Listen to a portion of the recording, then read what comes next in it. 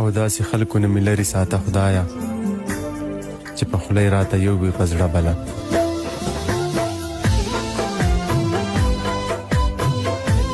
ዋና ከተማ የአሶሳ ልጅ ማለት ነው። ያው እንደዚህ ማለት የፈለኩት እንዴ ብላችሁ የምትጠይቁኝ ሰዎች ስላላችሁ ነው።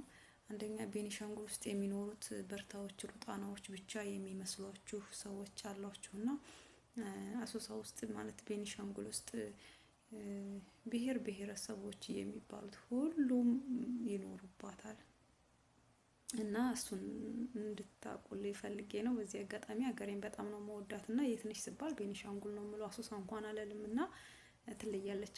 አሶሳ ማለት የማዕድን ሀገር የወርቅ ሀገር እና ደግሞ ሌላው የአባይ ሀገር ነች አሶሳ ቤኒሻንጉልና ዋቁልኝ እሺ።